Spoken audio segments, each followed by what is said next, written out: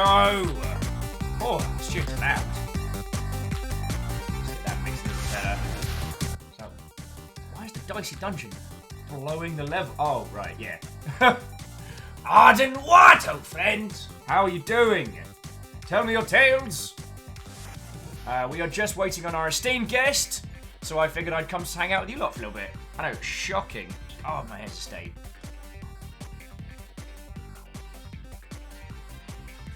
Aspects Alpha of the Deluge Katros Watto, friends! I am just chilling and illin while we wait for our good guest, who is just currently setting up some technical stuff. So I thought, as I said, come hang out with you lot. Oh yeah, and Jaralan, I got the tin. So, how are you all doing, friends? Watto and welcome! Tell me your tales.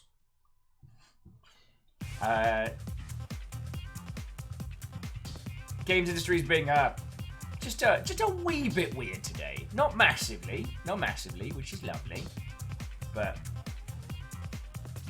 I mean, I don't know if you've seen good old Bethesda keeping me from being bored. Oh, by the 9.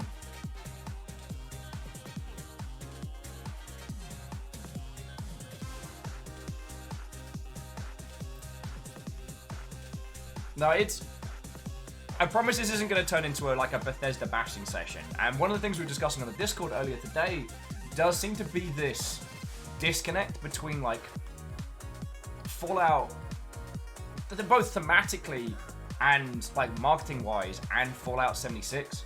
So I'm really starting to feel like it must be being produced by either a satellite team or an external studio or something. There's a real disconnect, and that whoever has been put in charge of it at a brand level or at a marketing level is just kind of phoning it in, I guess. So, yeah. I promise it's not going to turn into a bashing section. Who else got on in? Numbers, rhymes with moose, Watto, friend. Oh, Numbers, I'm sorry you got sick, friendo.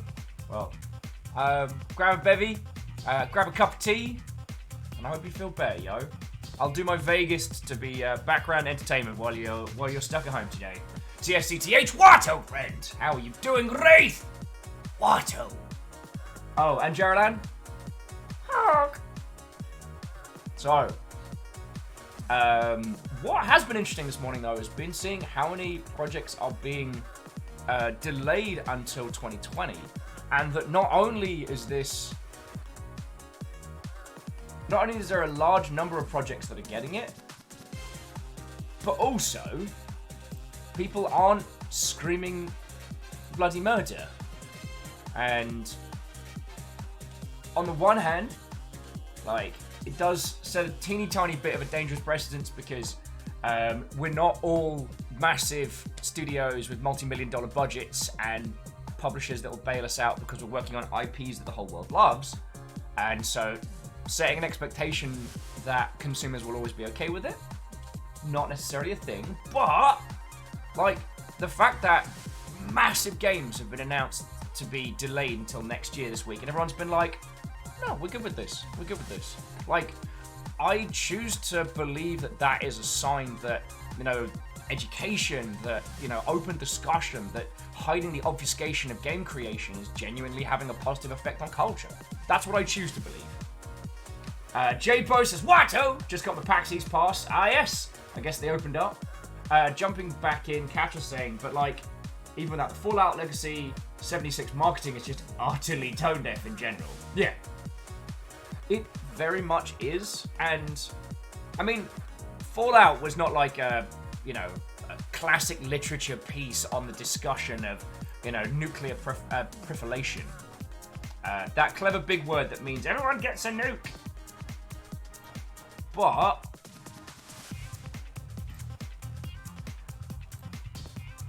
whether accidental or on purpose, we did manage to get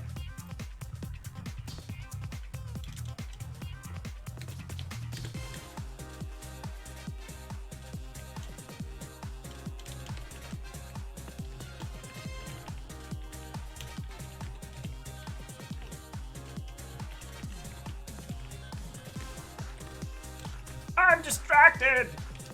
Oh no! No, just pre-cooking a tweet for when Nathan's ready to come join us. And yes, we are going to be having a guest on the show this morning. I'm basically your warm-up act. I'm the opener today. Jumping back over, so Atari What Ho? Who's not going to hello for me? Vanderbeast. Well, a proper hello to J-Post. What ho? Jarlan saying, as long as they don't delete Pokemon Sword and Shield at the last minute. Also, you know, I will never shut up until you stream that game, right? Well, I mean, Sword and Shield. Yeah.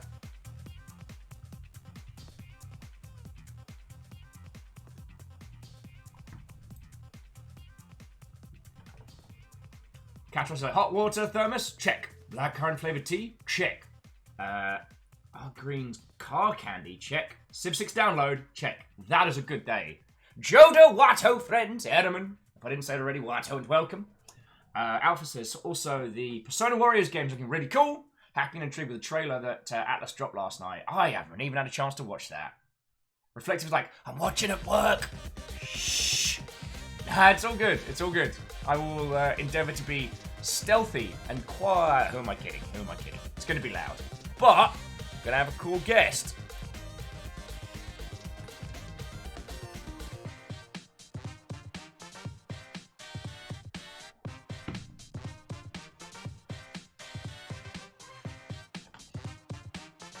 Arden says, any idea why so many projects are dodging Q1 2020?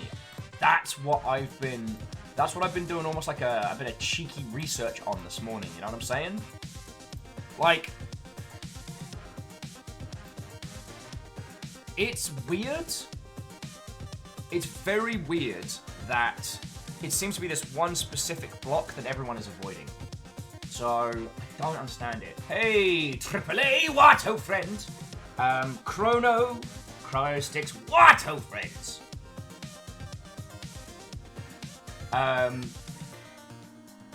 So Watto and welcome. AAA's asking, who is Nathaniel Grayson? Nathan Grayson's friends. Well, I will be introducing them in just a second. They are blepping on some technical stuff right now. So we should have them momentito. But I guess TLDR, they are a games journalist for Kotaku. I got to meet him at TwitchCon. I've read a bunch of this stuff in the past. Had a real cool conversation. I was like, look, at the moment we've been almost kind of doing like a series, like unintentionally. Because like between Susan, Jesse, and now Nathan, it's kind of like the triple threat match of different spheres of individuals talking about the games industry. The media of the games. Media of the games. I'm going to need more of you, T. With T, I'm going to need you on this one.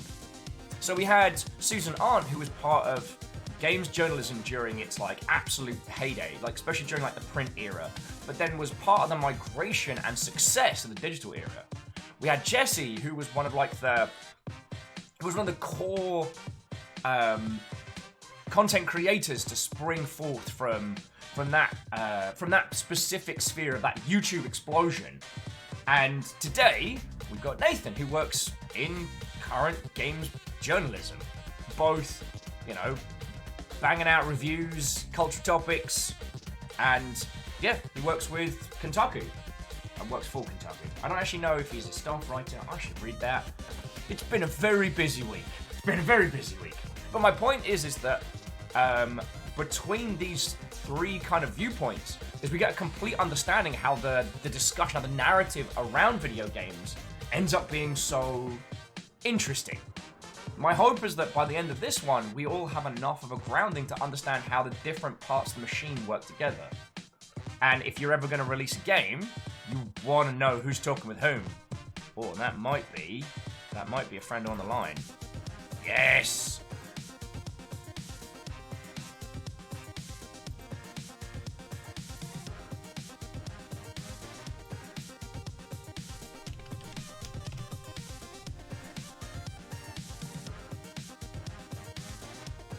Crowsticks is asking if Nathan knows placeholder. Hopefully. Right. Dicey Dungeons, I love you. You know that. We're just going to bring you down to a soft murmur. Soft murmur. Alright. So by the powers invested in me by a Sky phone in Pole, I'm gonna start. Excuse me, I have this number for a Mr. Nathan Grayson. Is this he? One moment. I think I already know what's happening. That makes one of us. Sir. There we go. Fixed it. Okay, what's up? Sounding excellent. I'm just awesome. Tweaking your levels. Now, I do need to apologize because I haven't managed to get my setup to the point where you can see me via Discord at the same time. The lovely people get to see face. Hooray. And... Let's see, then should I go ahead and turn on camera? Bring the thunder. And... Alright. Well, usually this is my... this is the thing I do with guests before going live, but my lot know this stuff. Just as a quick blanket, if there's anything that you can't talk about because of NDAs or don't want to talk about, please feel free to be like, Will! No! Okay. I can take no offense. Right. Excellent. So without further ado, I got a guest! Oh, and I can bash out a tweet as well. Pre-cooked and everything. Dude, I'm on point today. Oh my god, I'll retweet it. It's going to be a really exciting moment for both of us. How are you doing, friend? I'm doing all right. It's been a very busy day already, so... Right? I'm in kind of a rhythm. Dude, I mean, at least this week hasn't been boring. Yeah, no kidding. It's been a series of non-boring weeks. Like, we're not really to the part of the year where a bunch of stuff is coming out yet, but everything keeps happening. So, plenty to keep us occupied. Games industry, everything happens so much. Just very quickly, dear friends, I hope the levels are fine. I hope we're sounding okay. It is my absolute pleasure, friends, to introduce you all to Nathan Grayson, professional games journalist, and I don't know if you were a Kotaku journo or if you just got published there a lot. I forgot to ask beforehand. I am a member of the staff there, so yes. Staff writer. Full time. Yep. Feckin' marvelous. As we don't have Nathan for too long, we're gonna just jump right the feck into it.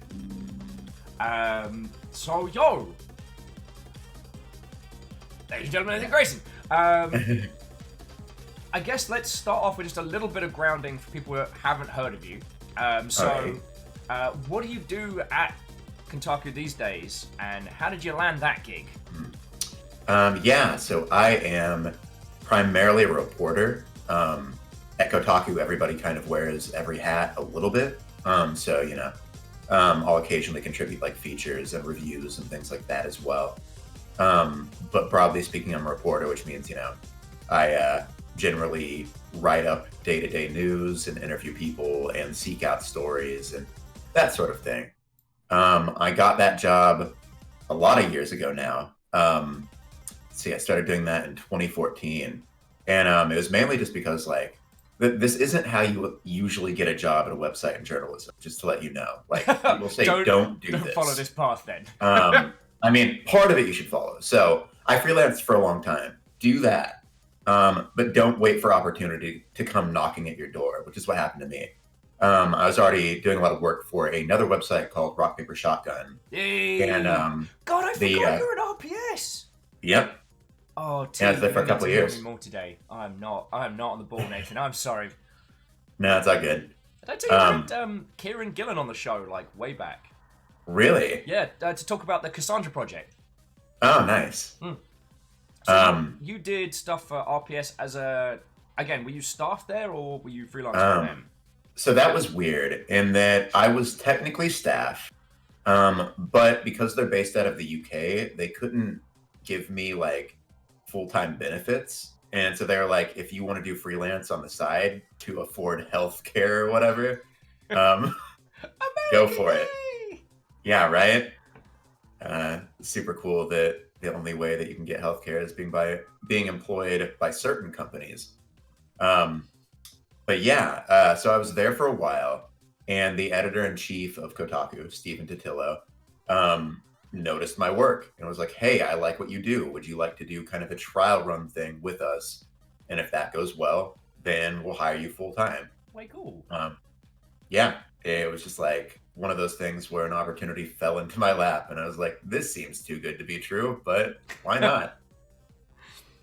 Splash cuts a few years later, and you're talking to an English ginger idiot on Twitch. So I know. I've come full circle. So you know what? Beadora's asking a pretty strong question off the bat, and I'm basically just going to steal it and claim it as my own. Excellent. So Beadora was asking, how is it to be a journalist in this day and age? What is it like doing what you do in this sphere now? Because before you came on the show, we had Susan Arndt, who talked a lot about like old print media and its transition into digital. And either last week or the week before, we had Jesse Cox on the show, who was talking about being a content creator and being a voice and a commenter in the games media space. But, games journos are still the bread and butter of that discussion. What the heck is that like? Yeah, no, it's really interesting. I mean, so there are pros and cons to it. On one hand, I would say that being in media now is more precarious than it ever has been, in part because like business models change over time. A lot of the companies that own major websites don't really run them very well. And so, people get laid off a lot. You never really feel entirely secure. And like a lot of sites that used to be around a few years ago are not anymore, which is a bummer because it's always good to have more voices in a space. And losing those voices is a sad thing. But at the same time, due to the changing nature of the way the games media works, due to the fact that YouTube and Twitch have kind of taken the place of like more traditional reviews and things like that, have made those a little bit less valuable as a function of the games media. There's now more of a focus on actual reporting and stories and finding out, what's going on in the industry and around the industry, in interesting ways. And that makes the job, to me, way more enjoyable. I think that if there hadn't been that kind of shift into more traditional journalism, I would probably have gotten bored and left. That's but yeah, I think, at Kotaku especially, we view ourselves very much as a newsroom. So in the morning, we have pitch meetings where it's like, here are the stories I'm pursuing today. Here's who I'm going to reach out to and talk to. Here's what I'm investigating. All that sort of thing. Like we operate like a traditional news outlet. Way cool. So let's do a nice meaty question. Sure. So the Riot expose. We're going to use that just as a hyperbole. I know that wasn't your personal work. Right, that was Celia. But that is kind of what I would put forward to someone as the scientific example of more of that evolution to investigative journalism, to looking into the industry rather than reviewing. How do articles like that come about? So that one is a particularly interesting case. That was the result of, I think about a year of work. Wow. I mean, that sort of piece does not happen overnight. And so that is a lot of like, generally an investigative piece like that begins with a reporter hearing something. When you're a reporter for a living, you meet a lot of people, you end up talking to a lot of people. And through the grapevine, you will hear certain things about like various companies or other institutions and games. And occasionally you're like, oh, that sounds like a thing, like something that people should maybe stand to know about. Or in the case of the Riot thing, like those are, it was kind of like disturbing information. It was like, wow, that's happening there. That seems awful. And so from there, what you do is you try to talk to a bunch more people. It's difficult in cases like that because a lot of people at these companies fear reprisal from their employers. And so they think if there's even a chance that what they said could make its way back to who they're working for, then they might just be like, they'll clam up. Actually, I'm going to take a little moment, not to interrupt the flow, but it's one of the things that I really want to applaud Kotaku for having is a genuine guide for if you are working in the games industry, you wish to talk about something anonymously or report on something. Here is a guide of how you write an email that doesn't give away any information. Here's how you strip out meta tags if you need to send images or screenshots. Like a full little guide of like, if you want to talk about this, but afraid for your livelihood, your reputation, or your career, you can do it. That's the thing that you guys put out. I just wanted to take a moment to I guess, applaud thinking about the cost that can have to games industry individuals. Oh yeah, definitely. And that's that's a thing across our entire network of sites is like, we use things like Secure Drop and Signal, which are programs that allow people to contact journalists more securely, so the data is encrypted and is not easily accessible by companies or other prying eyes who might be interested in making sure information doesn't get out. But yeah, so with the Riot story, it was a lot of that kind of thing of in some cases just kind of cold emailing or cold calling people and being like, hey, I've heard these things. Does that sound accurate? Would you be willing to talk at length about your experience with this? Generally with the disclaimer of, hey, if you want to be anonymous, that's fine. Or one of the main ways that you sort of get more information for a story like that is in many cases, people don't even want to be anonymous. And so what you do is you have them be off the record. But those are different things.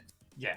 A lot of people get these confused. Anonymous means that like what you have said will show up in the article in some form. It could be a quote. It could be a paraphrase if you're not comfortable with a quote because you're afraid someone might suss out who you are based on how you talk, which is like a terrifying thought. But off the record means that what you're saying will not appear in any way in an article. However, it can be used as information for further reporting. So you might take what you heard off the record and then say that again as a paraphrase, not saying who the source was, to somebody else who works at a company and be like, hey, again, does this sound accurate to you? Is this something that you also have experienced? And that's kind of how you slowly but surely get more and more details for a story like that. But it takes ages, especially in the gaming industry, where again, people are not often prone to sharing company secrets for fear that they will get fired, or not just fired, but that people in the industry talk, and it's a relatively small industry despite the amount of money it makes. And so people are also afraid that they'll get fired, and then people will talk about what they did, and they won't be able to get work anywhere. Yeah, there's a kind of a silent blacklist of sorts of people that go on record and burn their previous employer. And there was stuff going around this week about, when networking at events, don't badmouth your previous employer because we all know each other and they will go check on you. Yeah. So I guess that follows into the additional question that I had, and again, this is to give people a little bit more grounding for questions, is how do you balance the legwork required for that kind of article? So, for one of your examples, I really like the TwitchCon write-ups you've been doing. Yeah. How do you balance that with more of the reactionary day-to-day, be it the Bethesda just announced that you have to pay them $20 if you want your character to have legs. Or, yeah, right? Yeah. Or the latest wrestling game now includes inverted horses. I don't know. It basically does, though. Oh, it's so horrifying. I know. I kind of don't want them to fix it because, it's gonna keep Monster Factory in business for 10 years. Yeah, decades, exactly. No, they should have just billed it as a cosmic horror wrestling game and sold it that way. It's not a bug, it's a feature. Yeah, there we go. But yeah, balancing that legwork is difficult. And it's a thing where a lot of it is a team effort. So on any given day, one of us might be reporting out a bigger, more involved story that takes a lot of time and a lot of interviews and a lot of things like that. Something that could take weeks or months or at least a few days to put together. And others pick up the slack. So other people will be doing the kind of more like day-to-day, just what's happening right now reporting, whether that's straight news or opinion pieces or a little bit less reporting, like still reaching out to people, but not doing like a whole ton of it. And yeah, that's kind of how it goes. Generally, though, we all kind of take turns. There's not a huge structure to it. It's kind of just dependent on what somebody's working on at the time. And some of us do more of the like heavy lifting, very challenging reporting than others. Everyone kind of has their wheelhouses and their particular beats, which is sort of like I think gets to maybe a thing that sets Kotaku apart from other websites is that we view particular games as individual beats. So somebody is assigned to a particular game, and like, games these days don't end. They have long lifespans after they come out. And so the goal there is to report on what is happening inside that game, what players are doing, how it's being changed, what's being added to it, and to treat it like an evolving ecosystem and a thing that generates, countless stories. Games do. Even a game like you mentioned, Fallout 76, an interesting example. Yeah. And then it came out, was kind of dead on arrival. People didn't like it much. It didn't really garner that much of a community, but it's kept evolving and changing. It has a community now. They're not happy, but they are there, and like that makes it worth covering. And so that's kind of our approach to these things. And some days a beat could be ripe with new stuff to cover. There could be interesting things happening, and it's like, yeah, you've got to hit that on that day. But other times, all your stuff could be tapped. It's be kind of a dead day for you. So that's a good time to do some reporting on a story that you want to pursue, or that you've had on the back burner for a little bit because you were busy with other stuff. And so, yeah, again, when we sort of like sign in the mornings, we just talk this stuff out. Here's what I'm going to be doing today. And yeah, usually that works itself out to be a decent balance of quick, fun, interesting things and like more reported, difficult stories. But Yeah. it's some days have more going on than others. Oh yeah. I mean, today's news has been everything's cancelled. Everything's delayed. Yeah. But the fact that the user bases are not only okay with this, that they're all like, yeah, no, take your time, which is so drastically different from how that conversation used to go. Yeah, no kidding. I was on the front lines when announcing a delay for a thing. Mm-hmm. A lot of people wished me ass cancer that day. A lot of people. I don't know what it is. Yeah, no. But yeah, so jumping into chat. So friends, as it seems like today might be a chill day, throw in questions as you can. I'll pick up the ones that are either really interesting or that we have time for. So Reflective was saying, just as a quick thing on the beats, do people get assigned per IP? So like, whoever's looking after Kerbal Space Program, are they going to be handling Kerbal Space Program too? So that kind of depends, because in a lot of cases, it's not even necessarily an assignment thing. It's more like what people are interested in. That's kind of one of the guiding principles for the whole site is if you're into a thing, then go for it. If you think something is interesting, go for it. And of course, like, as a site as big as Kotaku, we often tend to focus on games that are bigger, because those games are intrinsically newsworthy. But at the same time, we try to balance that with like, hey, if you found this small game that you think is cool, then write about it, look into it, find a cool angle on it. Because it's kind of the nice thing about a lot of games that there's always something interesting happening in them. If you can find a cool angle, that will resonate in ways that mean that particular story doesn't need to be attached to some huge game to do well. Yeah. It's like, oh, this is cool. This is interesting. People are doing interesting things. And people are always interested in people. So if you've got a good story about people, then odds are it'll do well. So to throw a difficult question at you, so how do you find that balance between an article that you know will generate more interest, more eyeballs, versus the smaller titles that you have a personal connection? So like weird ass indie game that you think is dope versus DLC announced for Maflam 3. Sorry, Maflam is our shorthand for like big AAA IP that doesn't exist. Yeah. Because we've had some people on the show who couldn't talk about the things they've worked on. Right. Although my lovely audience will torture me with Maflam 4 days now that I've mentioned it. Just so long as you're aware.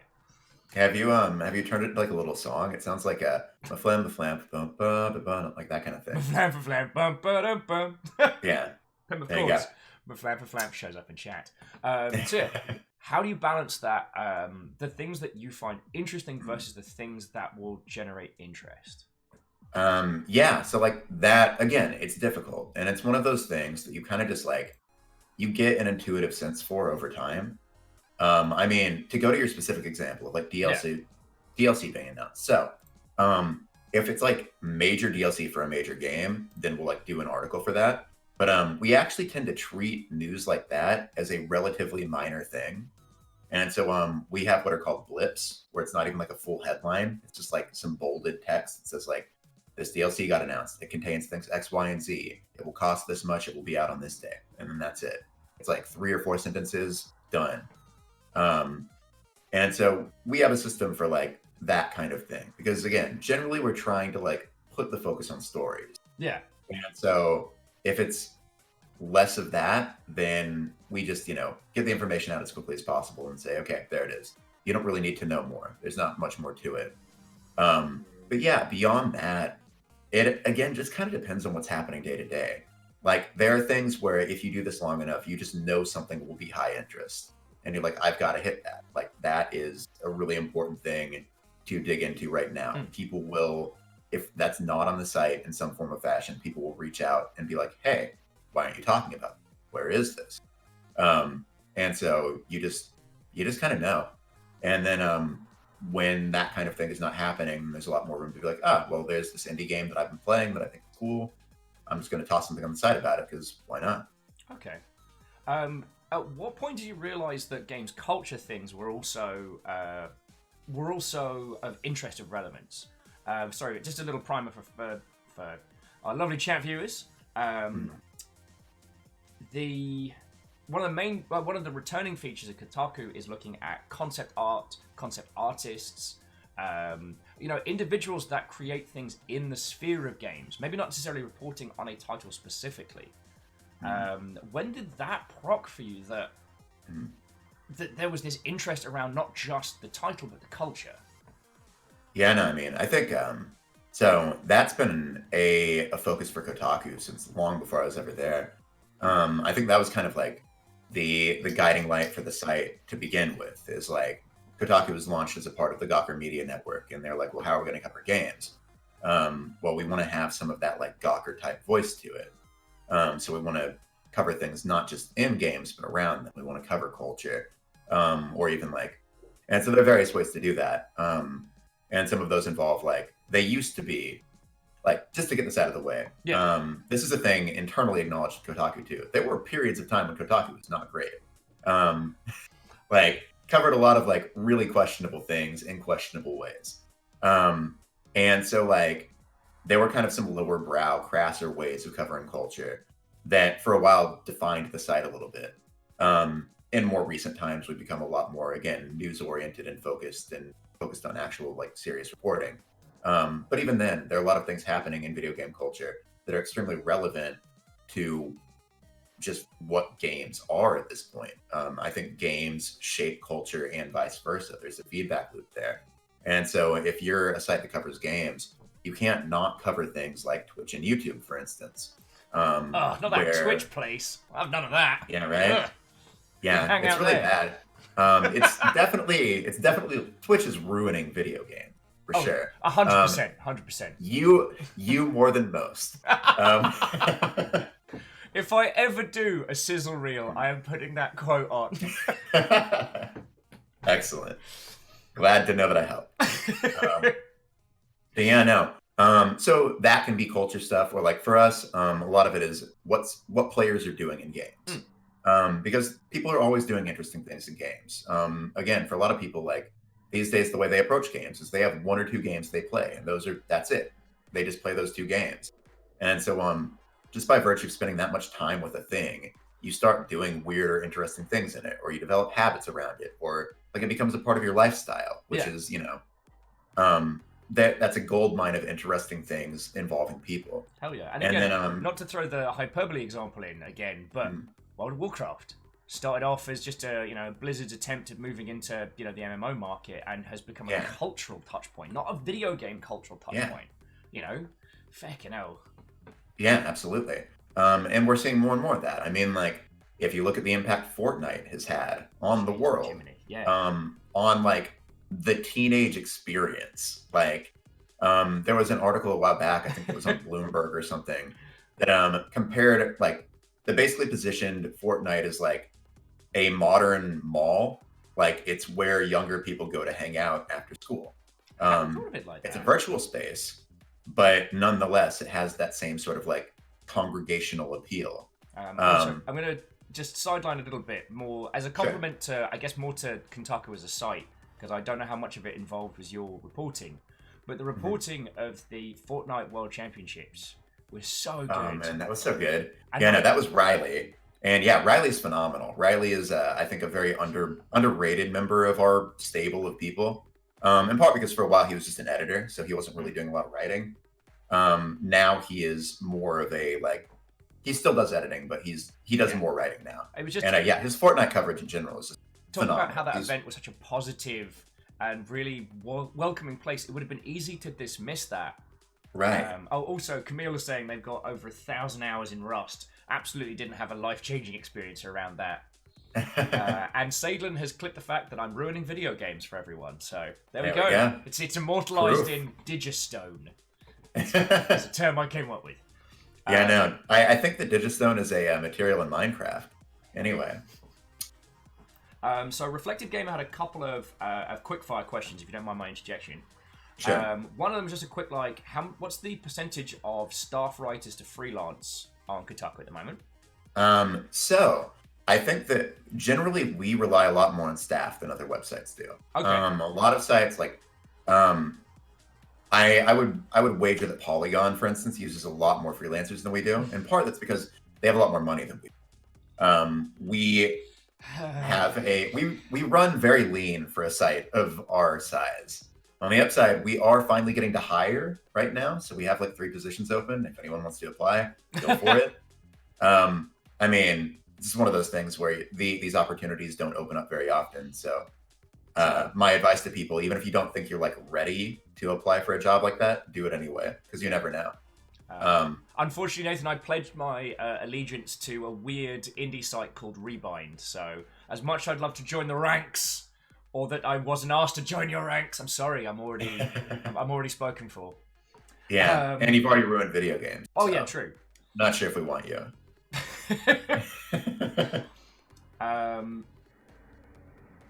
But yeah, anyway, so we use the occasional freelancer, certainly, but it's a matter of room in the budget for that. And then beyond that, just like, sometimes freelancers come to us, they're really good writers, but they don't necessarily, like, they don't have a story that we're interested in. So it's a matter of saying, oh, pitch us something else, try something else, whatever. And then we have like a handful of semi-regular freelancers who like kick in an article, once a week. And that's more for like specific games that maybe our main staff don't have time to cover. So we have a freelancer handling like a lot of our Call of Duty stuff. Yeah. We have a freelancer for like Hearthstone, those sorts of things, just to kind of like fill in some gaps. Very cool. And feckin' Numbers was asking, how do you double jump? Which is a reference to the criminally underrated Whoopo. Feckin' hell.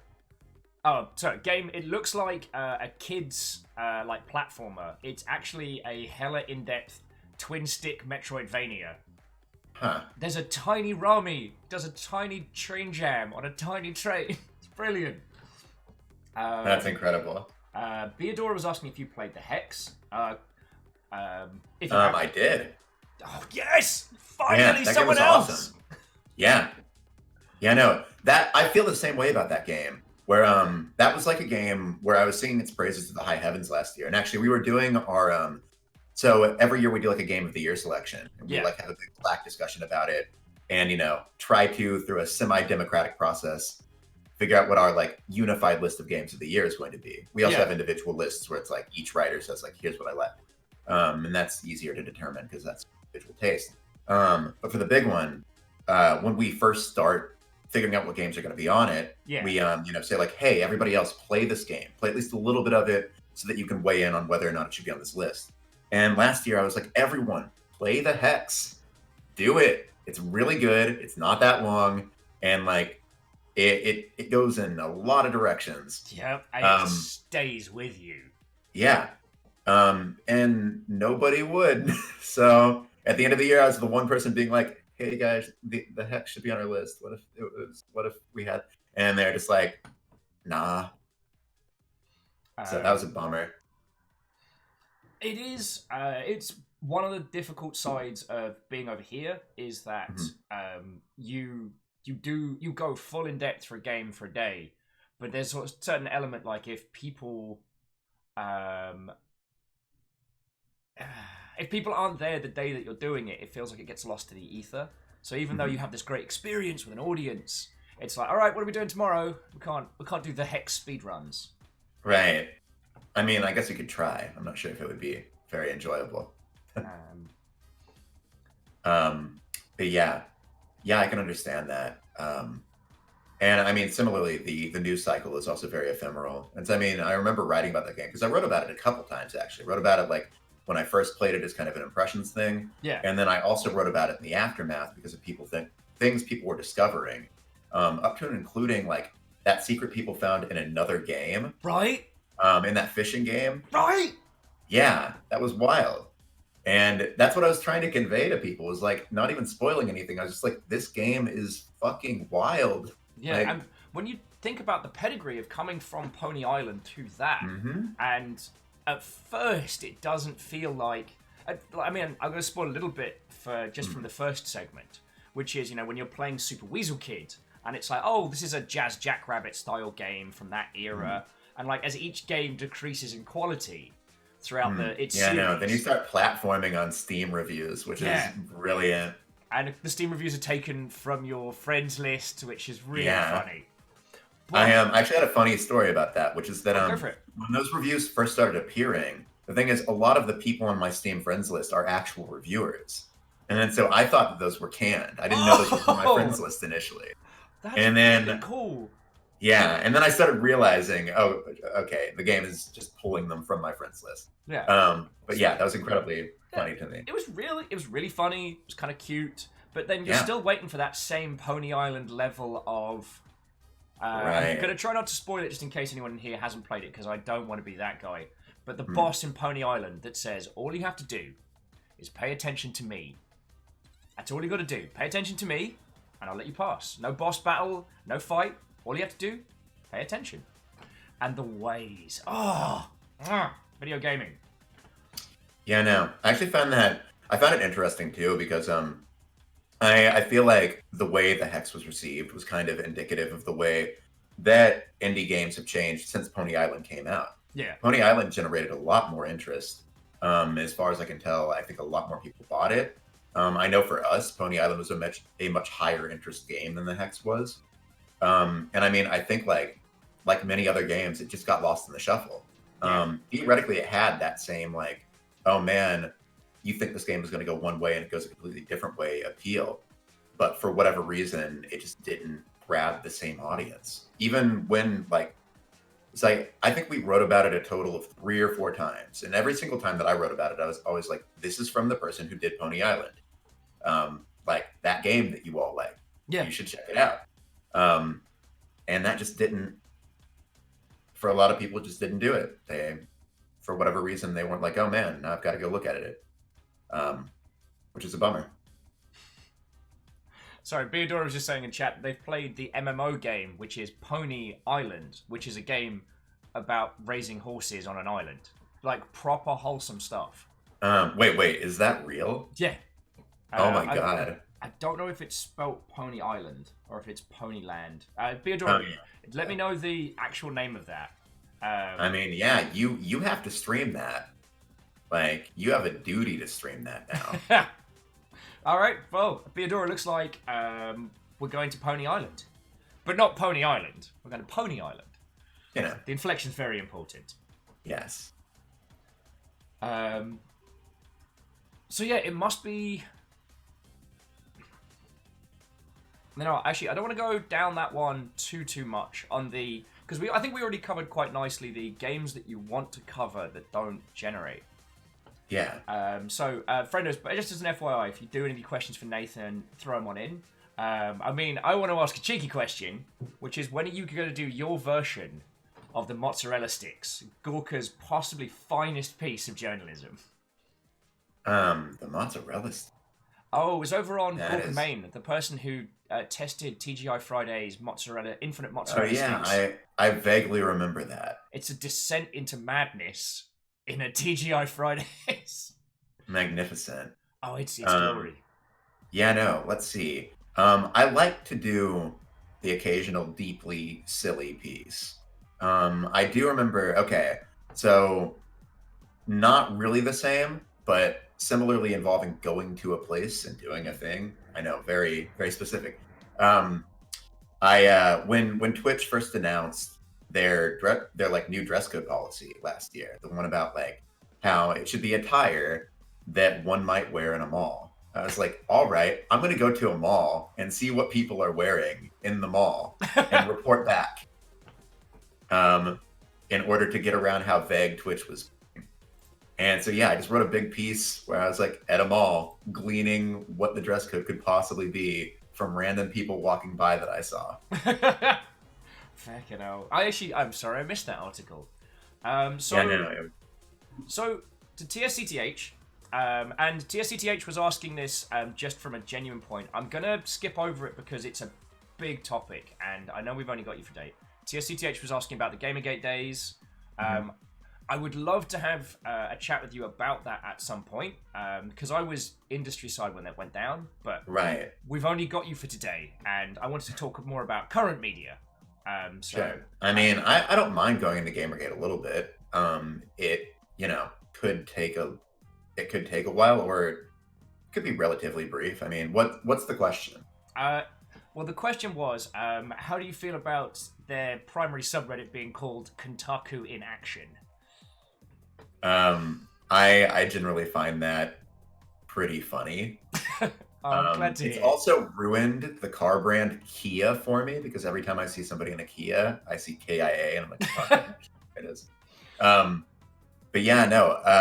I mean, it makes a certain terrible kind of sense, doesn't it? Like they were around before they became a Gamergate subreddit, and back then they were more focused on like, look at this dumb thing Kotaku did, and then Gamergate, I believe, just kind of infiltrated it. And it became their main hub. But yeah, I mean, what do you expect? Like one of the main institutions the Gamergate went after, or kind of used that whole incident as an excuse to go after, was Kotaku. Yeah. And so yeah, I mean, it's really fun to go on that subreddit and search my own name to see just how many things people have posted about me, and to realize that somewhere there are thousands of people who just spend their time looking at my stuff, trying to find some way that to them I fucked up egregiously and should be fired. And then I'm like, well, I've been employed for 5 years, so I don't really know what to tell y'all. I guess not going keep anywhere doing your anytime best. soon. Yeah. I mean, there's got to be a certain compliment to the amount of like time and energy and effort that someone puts in there. Yeah, I mean, it's definitely weird because like a lot of what they do borders on stalkery, and as flattering as it can be to have a stalker, it's not good. Never ever have a stalker if you can avoid it. So there's that, and then also like some of their efforts were effective. For instance, if you Google my name, the stuff you get is mainly Gamergate wikis. Yeah, and if I ever like get a job in other industries or elsewhere, that's going to be a lot to explain. Yeah, that was why I was asking for a picture, because usual Google searches didn't turn up good. Yeah. And got some fun memes though, I bet. Honestly, you know what? For all the time and effort they put in, their meme game is mediocre to bad. Like, Yeah. come on, where's the biting humor? Where's the sharp sarcasm? Maybe it's the Brit in me showing here, but anyway. So, yeah. So jumping on, Caffeine had a question, which is, what was the most difficult item you reported on that you can talk about? Let's see. The most difficult thing I've reported on. That is a really, really hard question. Hey, we don't think we're gonna just all talk about mozzarella sticks and Fortnite. We're gonna bring the big guns. Oh yeah, no, it's more just like when you report things for a living, you forget a lot of the things you've done. Yeah. At this point, it's like a running joke in our Slack. Like somebody will post a thing that somebody did and they'll be like, I do not remember having written that. It'll be like 5 or more years old. What? My name is on it. I guess I did it, but I have no recollection of those events. Let's see. What was something really difficult to report on? Um, uh, what was the thing that happened with so the there there were some firings at ArenaNet a little while back. Yeah, there were. I'm still pissed at Um, them for that. yeah, and so that whole situation was Just as a quick difficult. primer, friends, ArenaNet fired 3 members of staff. One person was the subject of some targeted harassment, and she stood up for herself on Twitter and went, "No, go away, stop harassing me." I mean, she used some pretty strong language, but Right. the amount of harassment that person got till they cracked. ArenaNet fired them and fired 2 people that stood up for her. And they've still not addressed that. Yeah, And and so they're just hoping it's going to go away.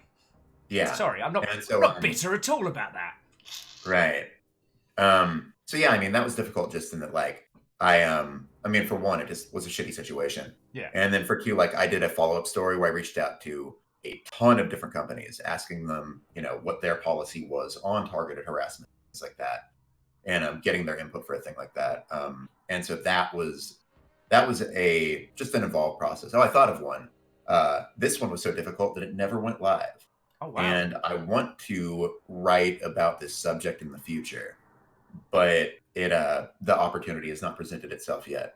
So basically, earlier this year, what is now THQ, so THQ Nordic or whatever they call themselves, Yeah. did an AMA on 8chan, which a lot of people were not super stoked about. Yep. And they quickly, said, "Oh, we didn't know what we were doing. We apologize." Blah blah blah. In the aftermath of that, I similarly reached out to companies that had worked with THQ and said, like, "Hey, does this change your perception of them?" Thing where like, is that a deal breaker for you?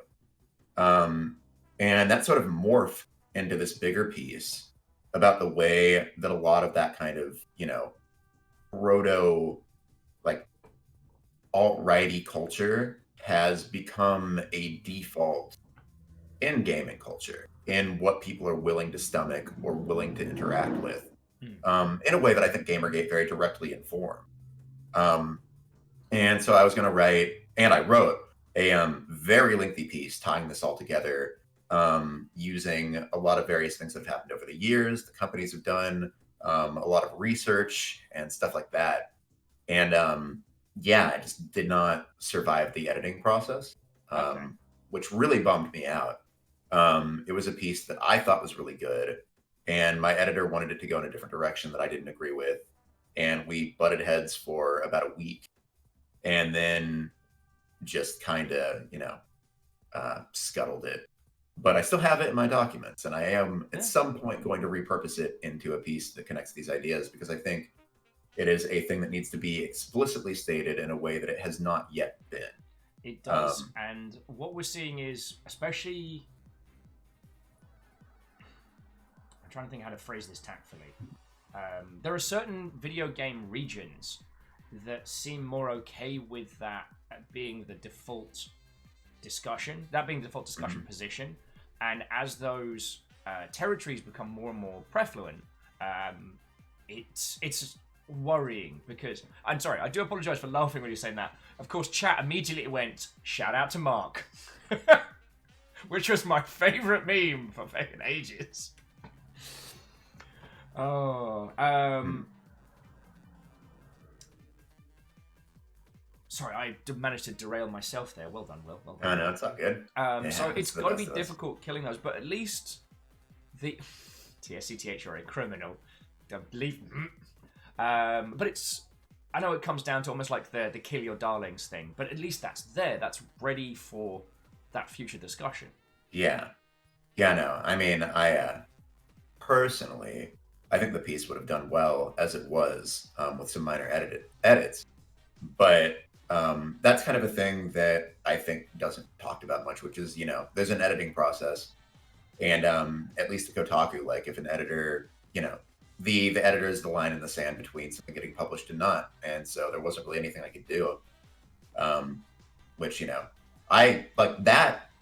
Talking of difficulty, like that story getting scuttled kind of like threw me out of my usual rhythm for like months. I was so depressed that didn't happen Mm. that I just sort of like, I wouldn't say I phoned it in for a while, but I definitely did not do work up to like my highest standard. I just kind of like coasted for a minute because I was just like, if I can't publish a thing that matters to me as much as this piece, what am I doing? What's the point? I mean, And I think that's something we can all relate to. There's more than a few elements that I've encountered during my professional career where I've had something brilliant and it's just been like kicked out underneath. But I can't talk about those. So jumping back in, so what TSCTH was saying is, can you wish Will a Merry Christmas? No, you don't have to. They've been saying Merry Christmas to me since August.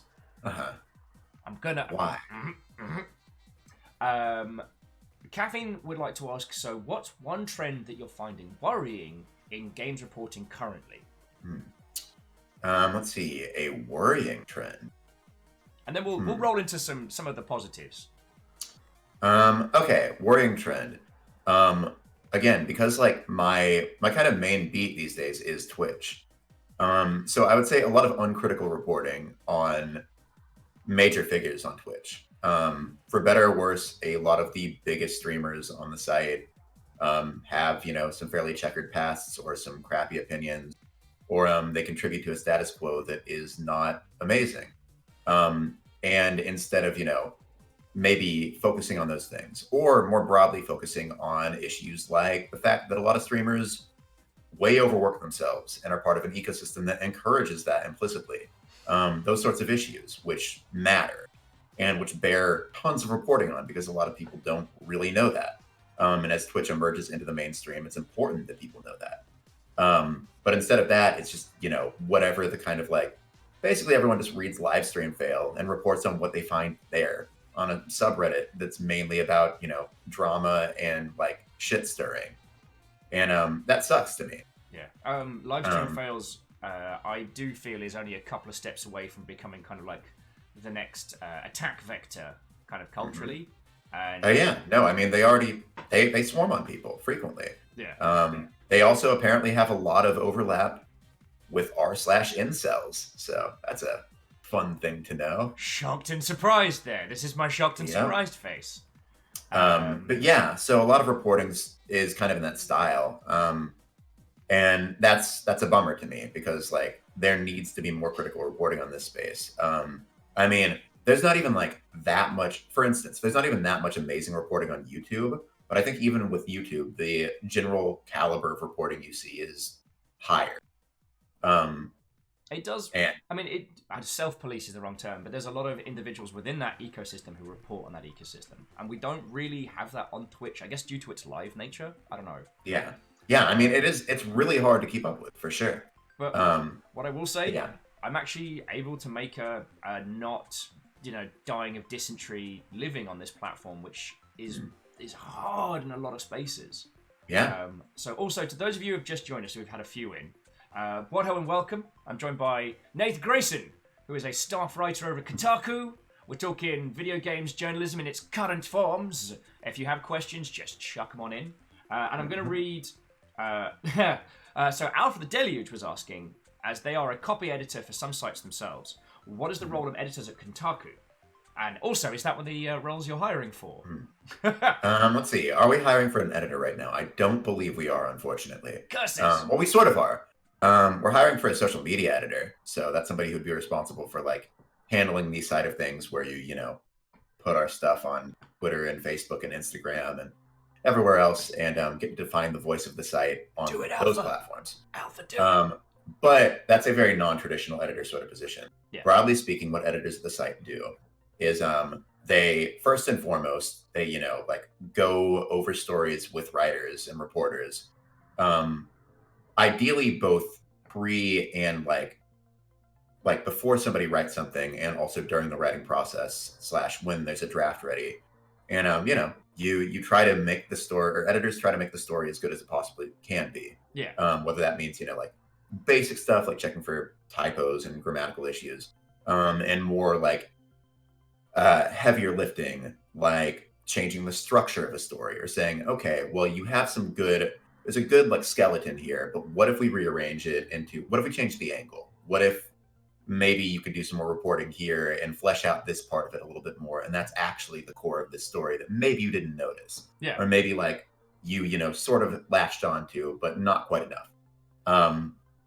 Any and all of those things. And then in addition, editors are responsible for greenlighting stories.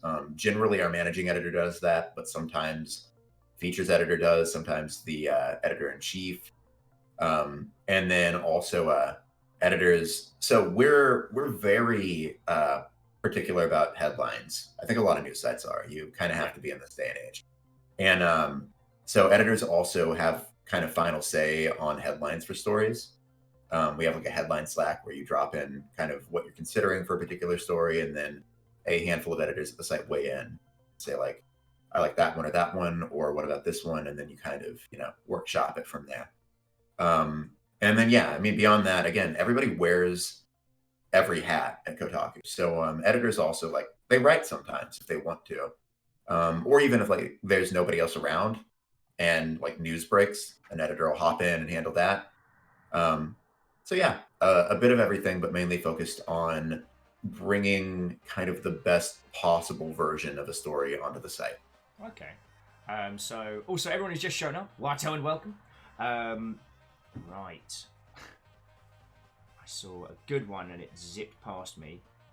Oh no, just Alpha was confirming that headlines are one of the trickier topics, especially now where that can make or break a story. Oh, it absolutely can. And like the worst feeling is when you have a story you worked really hard on that you know is good and important and interesting, and then you publish it and the headline doesn't grab anybody and nobody reads it. So then you're just like, oh, well, I did all that work for nothing. And I think this is important and needs to get out there, and it's not going to. What we'll do sometimes is like if a story is been up for 10 or 15 minutes, nobody's reading it, or not a lot of people are, then we'll tweak the headline, change it a little bit, see if that gets it more traction. In some cases, we've done everything we can do, and like just a story is not generating interest, but in others that helps. And like we always try to be, so headlines are a touchy subject too, because a lot of people are like, okay, well, headlines these days are clickbaity, they're bad, they are misleading. We always try to stay away from that.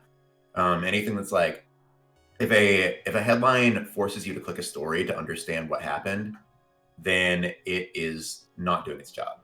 I don't think that headlines should ever be a thing of like, is thing X, does it work that way or whatever? Click here to find out. Like that's dumb, horrible bullshit. A headline should be a statement of a thing that happened, or a thing that's happening, or a trend, or whatever. And then beyond that, like a lot of people will look at a headline and be like, oh, that's really clickbaity because like it sounds really over the top or something. Yeah.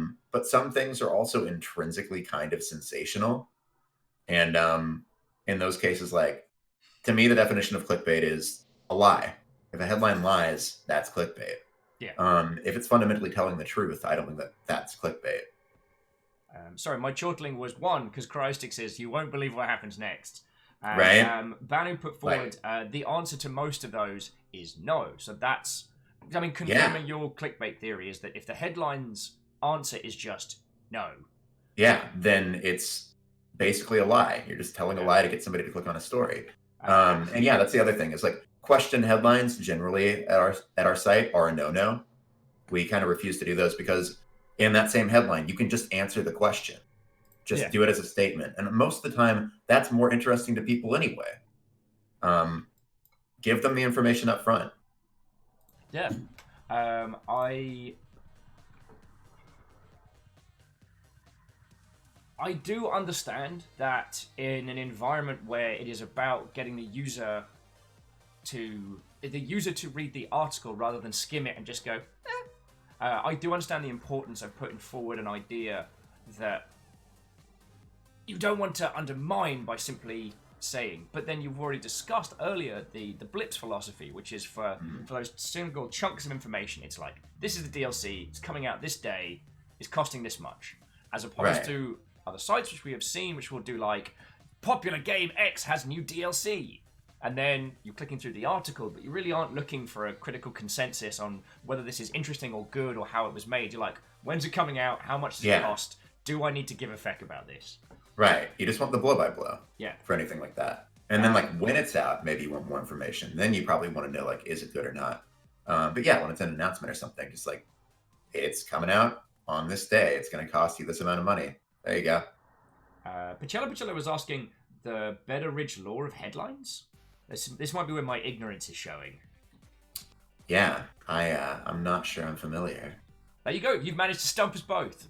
Caffeine threw us just a little fluffy question, just as a little oasis respite. What is, if it is your taste, your favorite alcoholic beverage? This is actually very funny to me because there's an Easter egg in my shot right now that will answer your question. They far in the background. They can't quite see it.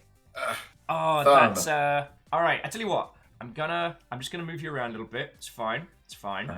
So I'm gonna move it over by the thumb, so you get Nathan Thumb. Now, my challenge to you, especially Caffeine, can you guess what kind of bottle that is? By Tiny Pixels. So challenge mode go, which is also my next mobile game pitch. So yeah, Caffeine, your challenge has arrived. Okay, so more of a general question. So it was asked a little bit earlier, but I wanted to get it to this point, is that how do you balance the human connections with the reporting? Because as we were saying earlier, the video games industry is very small. We know each other. Yeah. You know, how do you strike that balance when reporting on a title? Like, for example, ArenaNet. I know people who work there who are not inherently bad people. Oh, yeah. Yeah, no. Even at the time of that whole thing, there's somebody I knew there who, like, I've known for years. I knew before he worked at ArenaNet. Yeah. Who I thought was a great dude. Yeah, I mean, that's one of the hardest parts. It's really difficult to balance that. And you end up, knowing people at a lot of major companies. For instance, I would say that probably anyone who's been in games journalism for very long has at least one friend who works for Riot, because everyone ends up working at Riot at some point. They got the money, that 10-cent money. Right. But at the same time, like, what you're ultimately reporting on and holding accountable are major companies whose leadership is often far removed from the people you know. And so, like, you have to make that kind of that dissociation in your brain or whatever of just like, yeah, well, I mean, I know people at this company or what have you, but it's still my duty to report on them in a critical way. Yeah. Because otherwise, companies can do whatever they want to, and that's not a good world to live in. That's a scary place. One could argue that it is basically the one that we're living in anyway. So, oh well. But yeah, it also, like, it varies from case to case, because in a lot of cases, those people that you meet and know become sources, and that's really valuable to have. That also gives you even more incentive to treat your sources with care, because it is one thing for somebody that you don't know that well to lose a job over what you do, which to my knowledge has never happened for me, and I'm very thankful for that. Yeah. But it would be something else entirely if somebody who I consider a friend then lost their job because I was sloppy. Yeah. That would be a nightmare scenario. That would be so upsetting. So yeah, there are things like that. And then beyond that, there's also knowledge of when to draw the line, because there are times when, like, you'll meet someone doing this line of work and you'll get to know them and realize, oh crap, like, we're friends now. And what you do is so intimately tied to who you are as a person that I think that I can't really report on this anymore in a way that feels right. So at that point, you either need to disclose that, you have some form of involvement with that person, or you just don't report on them anymore. Yeah. And I think that's more prevalent in the indie space. Like, you can't talk about Mike Bithel's games without talking about Bithel. Right. He puts so much of himself into his studio is named after him. I do love it. And supposedly it was due to a typo, but at one EGX, his stand said Mike Bithel's Volume, a Mike Bithel game. Because because he'd put That's all the great. info in the submission form when getting his stand. Now, so jumping back very quickly, Caffeine reckons it's a Lagavulin 16. So I'm assuming that is a whiskey of some description. It is a whiskey, and it's not a good whiskey. I just so I have bad taste, and so don't get me wrong, I will drink and enjoy good whiskey when it is offered to me, but I don't like to spend money. So that is a bottle of Jameson. A journalist. Yep. But yeah, so I just usually have a bottle of Jameson in my kitchen. See, I'm my top 3 is gin, mead, and whatever is available. Yep, pretty much same. I mean, I mostly avoid beer because I'm deeply vain and don't want to put on weight. But beyond that, just if it's good, I'll drink it, or even if it's not very good. Honestly, there's room temperature Jameson is an awful thing. Never ever consume that. It's just not a good time. At least put some ice in it. But it is a great title for a punk band, so there we go. All right, it's our band. Yeah, done. Rilu Wato saying, as well as a true Brit, we drink. It doesn't matter what we drink, except for I can't do Sambuca. It's just instant. And tequila, I must have an internal negotiation before consuming. Oh yeah, no, tequila ties my stomach in knots. It's one of those things where if somebody offers me a shot of it, I won't say no, but I will say I'm going to regret this. Yes. And also, I don't feel too bad taking people's charity, because when I was games industry side, there was more than a few times where I had a budget. It's like a hospitality budget. And I'm like, friends, if we drink here, I can expense it. Right. Which actually led to very good games industry contacts. But that's another story. But yeah, it was just something that I thought was worth throwing into. Mm-hmm. Shackle just kind of trying to bait into a discussion of cults. It's not a cult. This lot keep trying to insist that this here is a cult. It's not a cult. Mm-hmm. I have a badge. I have a badge that says it's not a cult, which means it's not a cult. That's how it works. I feel like if you're having the discussion of whether or not something is a cult, there's a 99% likelihood it's a cult. Oh, Nathan, why are you like this? I mean, I'm just saying. I'm going to hear about this for the rest of the day. You're going to go back to work, and you're going to write about games, and I'm going to have this lot. Okay, so... Squarepeg's got a really solid question for you. Which also starts with a compliment, saying, I love your investigative pieces on crunch and video game companies. I have heard some horror stories about large film companies crunching outsourced staff until some employees keeled over. My question is, why aren't news outlets, digital or otherwise, reporting on this more, or reporting on this? On the stuff in film specifically, or just more on crunching games? Let's focus more on crunching games. And Squarepeg, I apologize if I've seconded your question, but I did a few years in the film industry. It's a bad place, and anyone who survives that environment and makes good art, it's built of sterner stuff. At least, but video games I know and love. So let's move it on to that one. Yeah, I mean, so.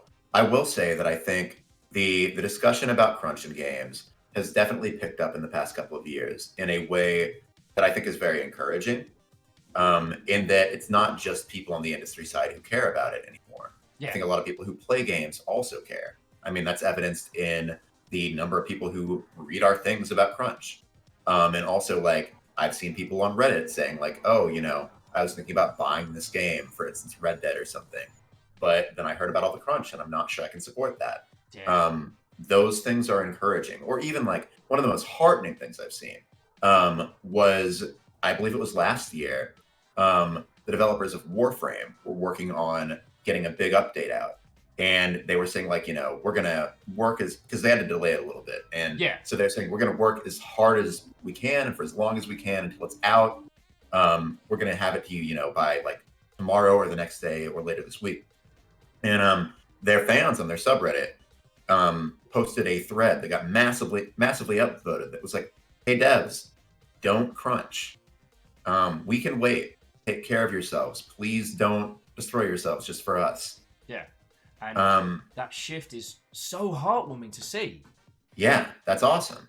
That displays to me more awareness of the fact that there are people on the other side of this, that games are made by people, and it is a very grueling process. Now, has that shifted things in terms of corporate culture and in terms of the culture underlying the development of games? Not as much as I would like. A lot of companies still crunch very hard. They just keep it quieter, or they, try to put a nice PR spin on it when asked about it. Outsourced studios allow you to just be like, oh, no, our team is not crunching at all. What they do have is occasionally things like satellite studios or external outsourcing. It's actually, not to bring the current headlines in, but it's something that we were theorizing before you jumped on this morning, was that the disconnect between Fallout 76's messaging and its quality and how it's presenting Fallout as an idea do seem very disconnected. And we were theorizing that maybe 76 is being primarily produced by outsourced studio or a satellite studio or someone who is not part of that core team.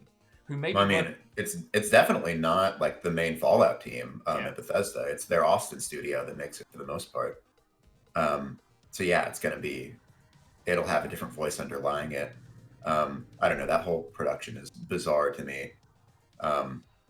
My pet theory is that originally their plan was to have the Wastelanders DLC out sometime around now to coincide with the subscription thing, which would have made a lot more sense than what happened yesterday. Oh, and hearing that there's a lot of issues with the content, which is now like locked behind. Yeah, like it's deleting items and stuff like that. It's just a nightmare. I'm amazed at how, because around this time last year, I figured that game would eventually pull a No Man's Sky. At some point, it would become way better than it was, and people would like it. I think Bethesda was counting on that when they released it in a pretty crappy state. They're like, well, we've seen other games come back from really abysmally bad launches, so why can't we?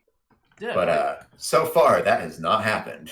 Very not. And I think we're all aware of the theory that there was a time when a lot of what became 76 was initially going to be 4's multiplayer component. All of the base building elements and things like that in 4 were the precursor to adding this, but because netcoding is a monstrous bastard, and from those that have worked with, I can't remember its proper name, Bethesda's backend engine, it's very clever. But when you start adding multiple people, it breaks because it's got this. What is it? It's like radius of complexity. They basically did lodding, but with AI systems. So, as I'm sure you're aware, with occlusion and things like that, if you're not looking at something in a video game, depending on the engine, it handles it differently. Radiant AI. Sure. Thank you, Alnus. So the closer you are to a character in Skyrim, the more complex they are. That's why sometimes you'll see characters from a distance doing dumb things, especially across the plains outside Whiterun. And if you get closer to them, they seem to be more nuanced in both combat and in interaction. And this is so that the engine can have really complicated characters, but not overload their own engine. But when you add fascinating. Well, when you add 2 circles of radiance, how does it handle that? Because you're not just adding a second person in and the game engine's handling things. It's got to handle both. And then that also makes it make more sense as to why 76 did not have human NPCs at launch, because that would have just thrown a big old wrench into everything. Control-Alt-Bingo! And because that engine has a ton of physics-based nonsense, the physicalities of picking up items in the world and dropping them and things like that. Sure. You add multiple people, and so then what you've got is you've either got to have one supercomputer running the game, or you've got to somehow sync these, but because of the physics elements, because of the Radiant AI, the chances of desyncs are massive. And as someone who worked on a project that was plagued by desyncs for a while, and that was a strategy game. There was no fucking putting buckets on heads there. Sorry, I didn't mean to. But that actually, no. That is a little interesting aside that I'd like to ask you. So with the ocular occlu... Oh, here's me getting the term wrong now. So, friends, for those who don't know, there was an article, I want to say, was it last year, year before, about ambient occlusion, that's it. Which is a video game terminology meaning that whatever you're not looking at isn't being rendered. So it's like there's a cone around the player, and so if something is behind you, it still exists in the engine, but it's not being physically rendered. That's where popping comes from, when you look around too quickly, and because of either bugs or technical issues, you can't see things until they pop into... it was really prevalent with Rage, where they went a little too hard on it, especially with the textures, and you'd turn around and suddenly it was like this Quake 1 era, like grungy, grey, blobby environment, and then all the textures would be like... Pop, pop, pop, pop, pop, pop. There was an article on Kotaku about that, I want to say it was last year otherwise. And what I saw was this weird thing of users were like, oh yeah, that's really cool. But game devs were like, we've been doing this for years, what the fuck? You're putting this forward like it's the new, like the new Messiah. We've been doing this the whole time. Right. How has it been bridging the gap between industry and consumer? Because we've already discussed about when it works, it's good because the crunch discussion, but how has that been going? Because that's some Rosetta Stone level nonsense. Yeah, no, that was a bizarre reaction from some people. I think it was just a matter of like, sometimes people either get the wrong idea and think that anything that appears on our site is news, whereas like for us, while news is definitely our focus, it's also just like if there's something that we find interesting and worth discussing or worth illuminating to a broader audience, we'll do that. And that was definitely that kind of latter case.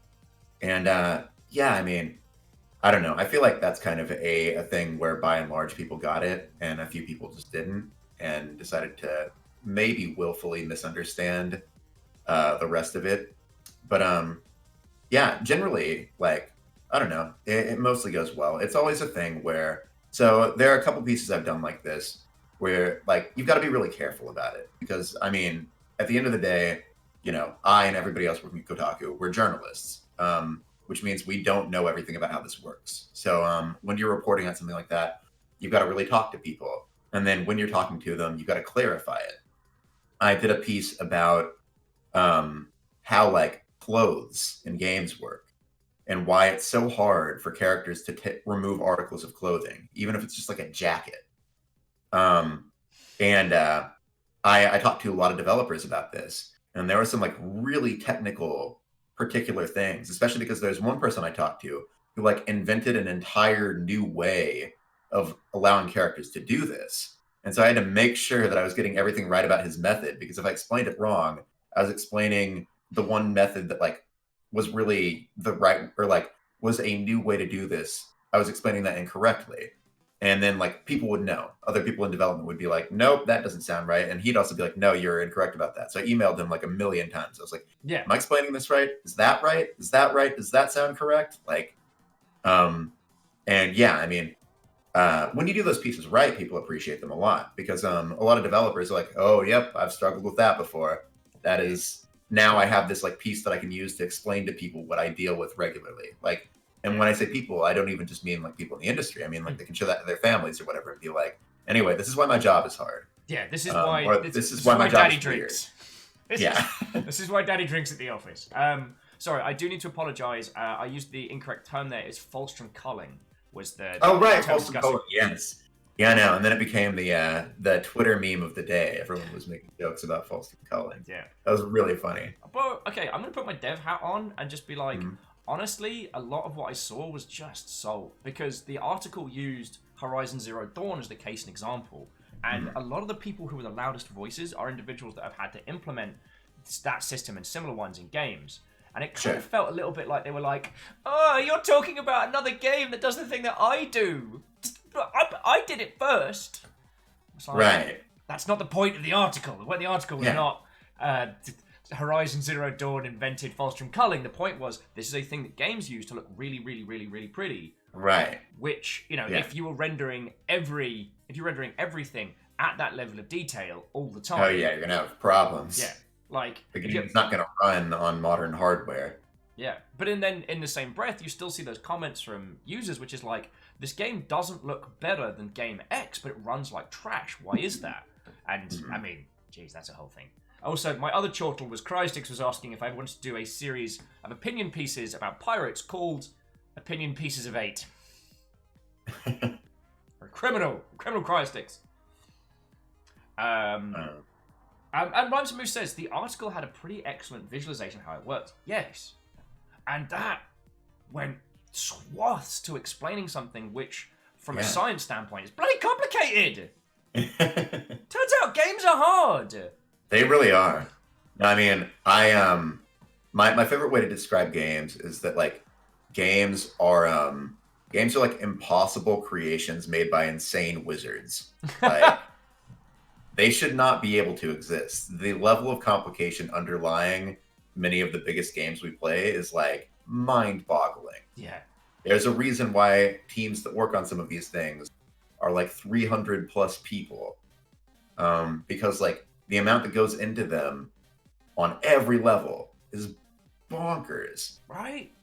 And it's actually, it echoes some of the feelings that Mikey Newman put forward previously on the show, which was that games are miracles.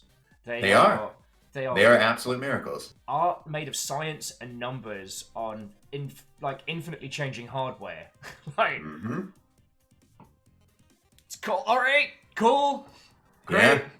Oh yeah, and Alpha Deluge Reset the Clock. I do reference movies with Mikey a lot. I agree with his philosophies on looking at the emotional impact of art.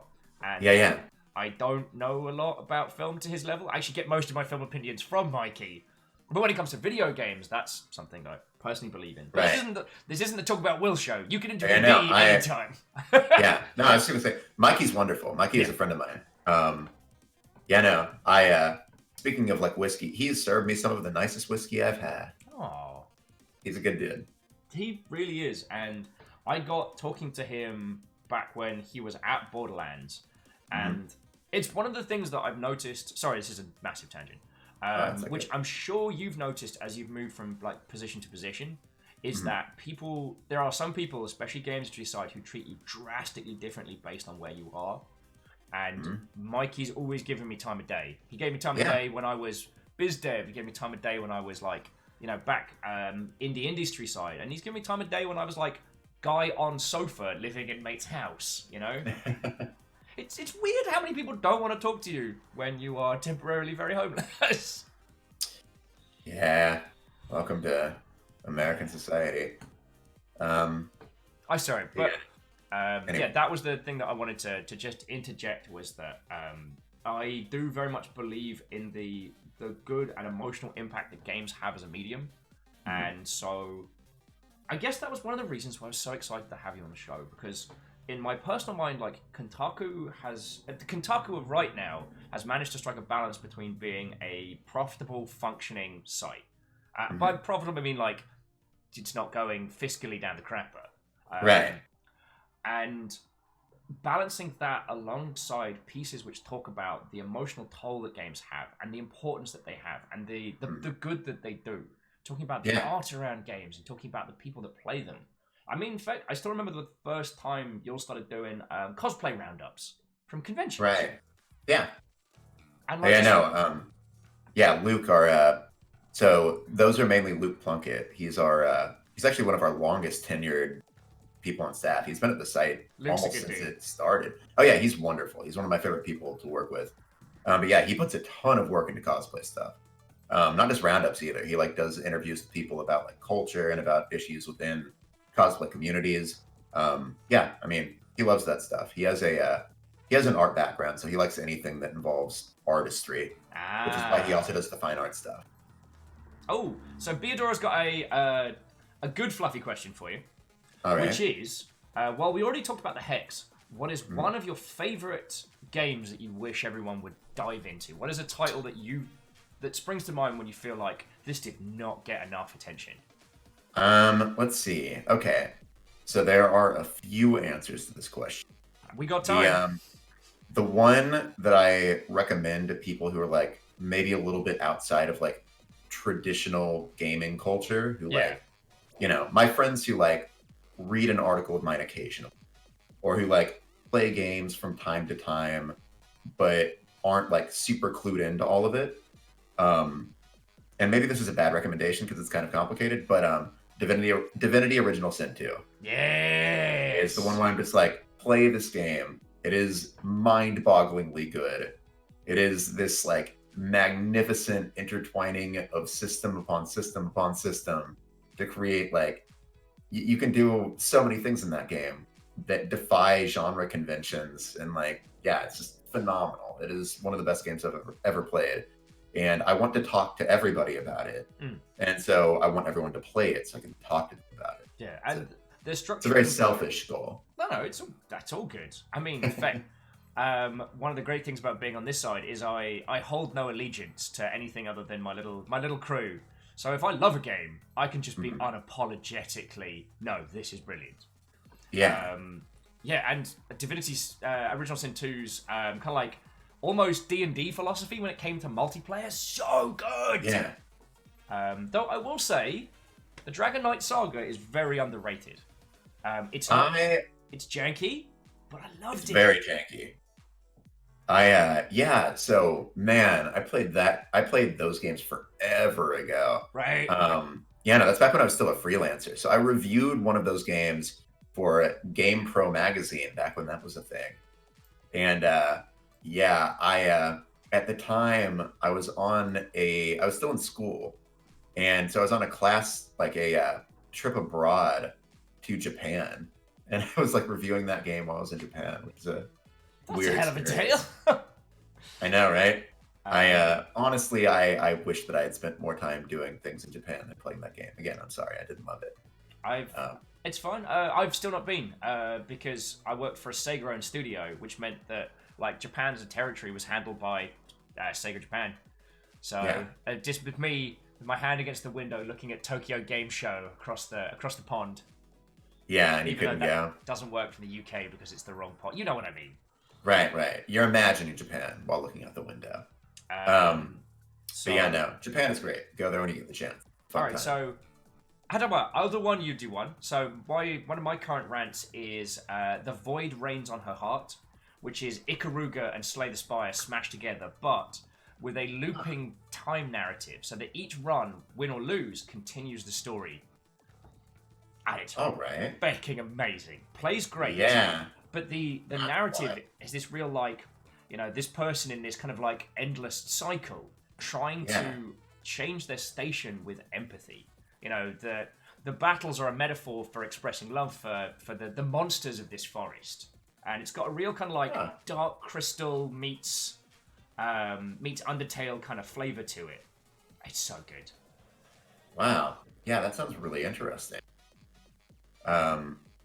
Let's see. Now I'm having to like kind of dive into my brain on this one to find. Oh, give us a good one. Well, no, I'm like, so I'm cheating right now. Go for it. I have opened Steam, and I'm now sorting by recent to see what things I played recently. I mean, I want to give you something really good here, as opposed to just like, a recent one that I wish had gotten more attention. Pathologic 2. Oh, yeah.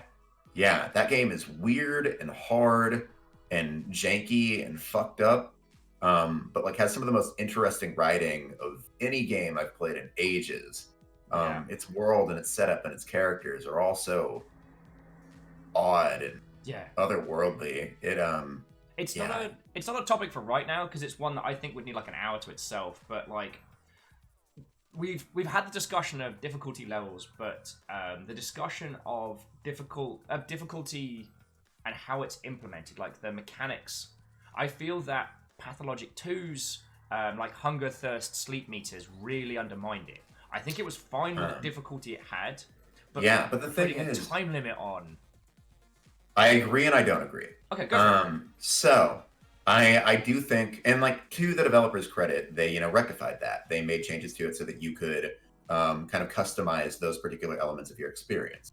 That's cool. I think every game should do that, no matter how difficult it's supposed to be. The whole like Sekiro difficulty discussion to me was just like no brainer. Yes, let people make the game easier. Let everyone play it. Yeah. If you want the really difficult experience, go for it. It's there. It's probably tuned for that. But anyway, for Pathologic, the thing was like you're supposed to fail a lot in that game. Failure is part of the experience. When you die, you come to, and things are a little bit worse. And like that degradation over time is part of the narrative. That's what you're supposed to experience. It's not supposed to be pleasant. It's supposed to be this like slow descent into things just being really shitty and bad. Well, Um, I don't want and to that's turn. neat. Sorry. That's really different than Yeah. what you usually expect from a game, which I think threw a lot of people. But I like it when games experiment with conventions like that, even if in the moment they're not always fun to play. That's and that was the thing that got my goat during the whole Sekiro discussion, was not that making games more accessible, giving people easier options is fine, but a lot of the discussion was about like the traditional, like, the easy, medium, and hard, which is just pertains to like you have more health, they have less health. Like, it was very much thought about from the like, oh, I'm playing Doom 2 and I put it on ultra bad fast punch mode, and that's the only way you can play it. It's like with Sekiro. Just a quick aside, I'm a big fan of that voice. I don't know what it was, but that's how I used to read all the hateful comments I'd get on YouTube and stuff like that. Because I did front-facing stuff for CA, and so if you were on YouTube, you get hate. And so everyone would be like, you are bad and dumb, and you don't know a lot about Total War, and you should die of bum cancer. And I'm like, can't be offended when you read it like that. Yeah, I know. That's how I weathered a much smaller storm than you went through, good sir. But yeah. So Pathologic 2, my counter recommendation. I mean, the ones that are consuming me at the moment intellectually is both the Club and the Blackout Club for different reasons. The Blackout Club is stupendous. At first, it presents itself to be a mashup of Left 4 Dead and Thief, a multiplayer stealth 'em up where you play a bunch of kids trying to work out why everyone's parents every night get up and sleepwalk around and what they're doing. But it's so much more. There are varying gods and deities within the world that may or may not interact with your sessions. As you slowly unlock more powers, this one super detailed map unlocks more and more. And the narrative is actually being told in real time. So the overarching story of who the gods are, why this is happening, is being told essentially at a community level. Because that's wild. One of the main hooks that you start encountering is prayers to gods, discussions with the gods. If you find, I won't spoil it, if you find stuff and things, you can pray to one of the deities. You can ask them a question, and they will send you back a personal response. Now, whether or not you take that to the community, or whether they find that, or how the different deities interact with each other is being worked out in real time. We now know that Speakers 1 despises the idea with a passion, to the point where one of our team just said their name while we were dealing with Speakers 1. And they sent the full forces of hell after us. Wow. Yeah. And so, I mean, it's made by the same people who did the Magic Circle, so it's not surprising that it's, that level of narrative caliber. But what impresses me... I did not know that. No one... Because that's the thing. And I don't mean this as a burn on your profession, but if you are given this game and you are given 4 hours to play this, you wouldn't encounter this. We played it for a day, and one of the... Because from a mechanic standpoint, the developers of the game play the gods. And at any point, they can jump into your session and feck you up. But not maliciously, but narratively. They'll ask you questions, they'll barter with you, or bargain, or demand.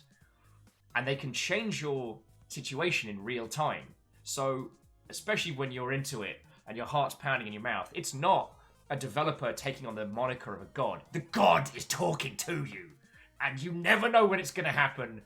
And they have very different opinions and styles. It's very real. Wow, that is nutty. Yeah, and again, it's not on your profession, but a lot of the reviews never got to the point of experiencing the crux of it because it's a bit of a slow burn.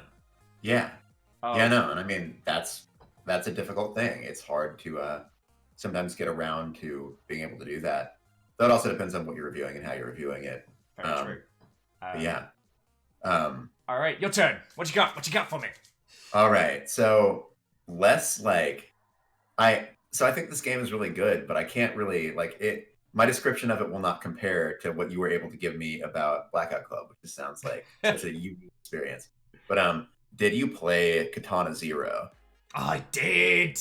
God, Man, that was game good. that game was so fucking good. It was. Yeah, that's one of those, and like I really liked. So the narrative was kind of inscrutable in a lot of ways in terms of like what was actually happening. Yeah. But I like that what a lot of it like did. I like how it did dialogue. I like that you could just interrupt people. It felt very in line with like the way the game felt mechanically, where you would just charge into somewhere and just mess people up. Yeah, and how You the could title like would react. embody that in your conversations. You could Yeah. be that character then too. You could just be like, okay, shut the fuck up. Or that like, yeah, and then like it did a really good job of telling a story that was broadly, from a plotting standpoint, difficult to parse, but in a way that was really compelling. Where you're like, I still want to know where this is going. I still care. Yeah. I just feel like I'm in a drug-induced fever dream half the time. So Yeah. good. Yeah, and then obviously it just like felt really good to play, and like every encounter was a little puzzle that you could solve in a variety of ways, using your powers, not using your powers, whatever you wanted to do. Yeah, that game was just very, very cool.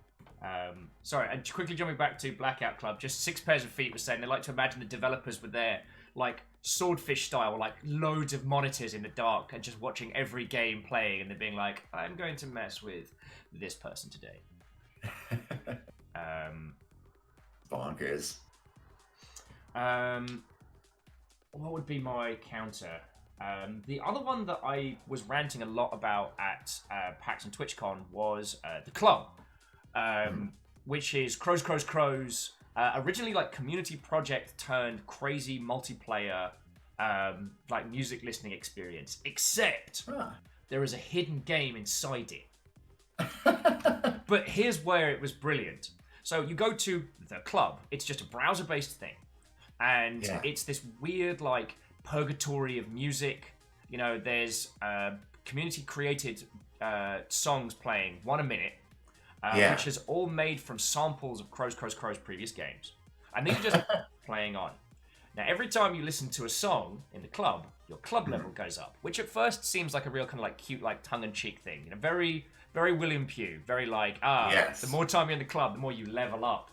Yeah. No. When you hit club level 18, so when you've been there for 18 minutes, and this is 18 minutes of just listening to weird music and moving around and communicating in pre-constructed sentences. And for the record, our code line is, I know the guy that owns this place. And so throughout this, just weirdness. Once you've hit level 18, you can then go through the over 18 store. Now the thing is, it doesn't react. It's just when you hit club 18, you can then phase through it. So whereas other things in the club are reactionary, like you push a button and like confetti falls from the sky, or you click on a soda, it makes a sipping sound. This you just phase through it, and you're presented with one of the most brutal first-person platforming sections of all time. We have no idea what's the top of the tower. If anyone has beaten that, they have not written about it, they've not spoken about it. Whatever is at the top of the Tower of Champions, we have no idea. Wow. Right? That is really elaborate. When you fall on the Tower of Champions, your club level goes back to 1. You must wait 18 minutes between each try, minimum. Well, I mean, that just sounds healthy. Gives you some time to decompress. Scream into a pillow. Yeah, like I said, decompress. Yeah. But yeah, no, let's see. Okay, so I'm gonna do one more, and then I think I'm probably gonna go. I tell you what. So while you're doing that, would you mind if I just opened up the floor to some quick fire questions? Oh yeah, go for it. Absolutely. So while Nathan is pulling up last gaming recommendation, friendos, Nathan Grayson of Kotaku. If you've got questions, now is time for the quickfire round. Yeah. So the one that I want to go with, I already knew it before you even opened the floor. Heaven's Vault. Yes, I've not played it. That game is really cool. So yeah, you are an archaeologist. And so the main way that you interact with the game world is by slowly but surely trying to figure out the meaning underlying this dead language that ties into a bigger mystery you're trying to solve. So you find all these runes on various objects, and through context and your own like suppositions, you got to suss out what each individual rune means. And it's a whole fully functional language. And so over time, like, you'll start out just like making guesses. You'll like find some writing on like a spoon or something carved into it. Be like, well, I mean, given that this is used for eating, maybe this is like eat. I don't know. And like, so you can put in what you think it is. And then like, you'll find things later that contradict that. And you'll be like, actually, I don't think this is that at all. So maybe it's this. And then like, halfway through the game, you're at this point where you're like starting to really understand like the mechanics of this language. You're like, oh wait, I understand like how they do like subject, object, like verb order now. And also, I'm pretty sure this one symbol means this one thing, but put in this like other phrase, the context of it changes to mean something else. And like, it's a game where you've got to take notes because you're like, yeah, I think this is that one, and I'm pretty sure that this is that. And then in addition to that, it is from the makers of 80 Days. It's from Inkle. And they have this really powerful like dialogue system underlying their games that's like really contextually driven. And so you get all of this like incidental story from like characters who are with you, and like conversations that your character's having with like your robot companion. And these things like happen totally naturally, totally seamlessly.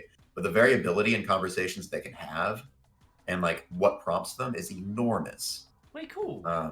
Yeah, it's crazy. That sounds like a good one. We did the Obra Dinn here as kind of as a group thing. So where people who played it were just keeping quiet, and those who hadn't were trying to solve it together. So I'd love to do that. Also, I'm dyslexic as hell, so playing that by myself would be an exercise in futility and agony.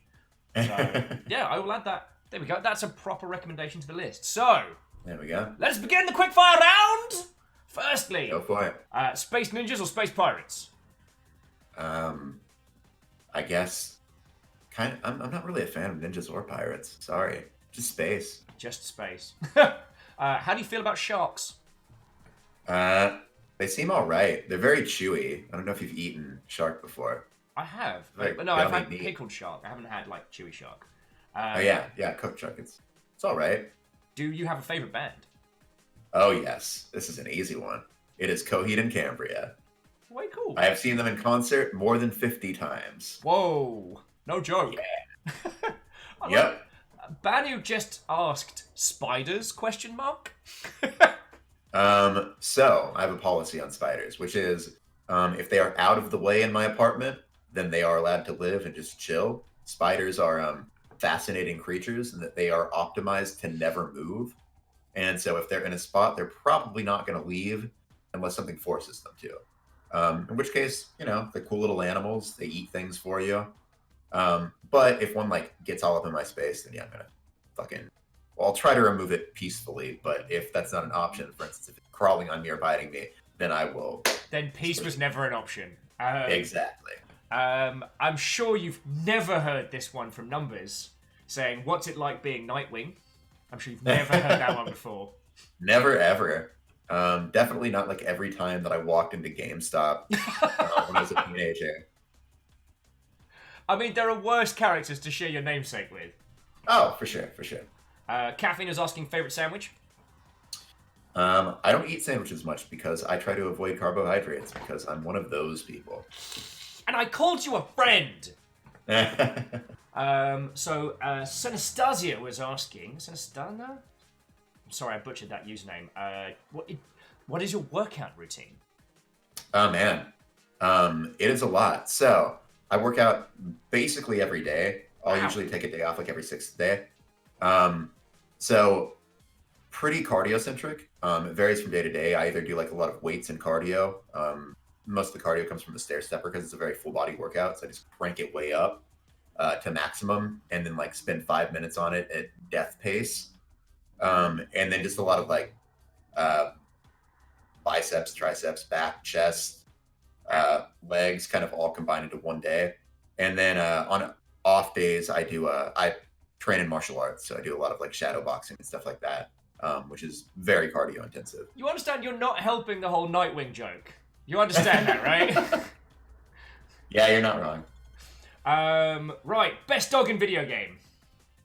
Oh gosh, that's really hard. Best dog in video games. Okay, so this is a bad example because you can't even pet this dog. But I have a personal connection to this dog, so I'm gonna actually wait. Best dog in video games objectively is Lesser Dog from Undertale. But my favorite dog in video games is the one of the stable dogs from Breath of the Wild because it became my routine to like every in-game day go to that stable and feed that dog some meat and then do the little thing where if you spin around, the dog spins around. And it's just like it felt like it was mine, right? That is a good one. I mean, in fact, I could do another 2 hours on like unique experiences in Breath of the Wild. Yep. But this is the quickfire round, not the Will has Yes. feelings about Breath of the Wild round. Rilu would like to ask, what bot/AI would you be okay with taking over the world? Oh boy. Let's see. I mean, given the ones in video games, probably not any of them. The ones that are coming to mind are just like GLaDOS and like Shodan, and like none of those would be good taking over the world. That would be a nightmare. I don't know in what part of my broken psyche this came from, but I'll admit, I got a crush on Shodan, so I'd be fine with that. I wouldn't survive very long, but...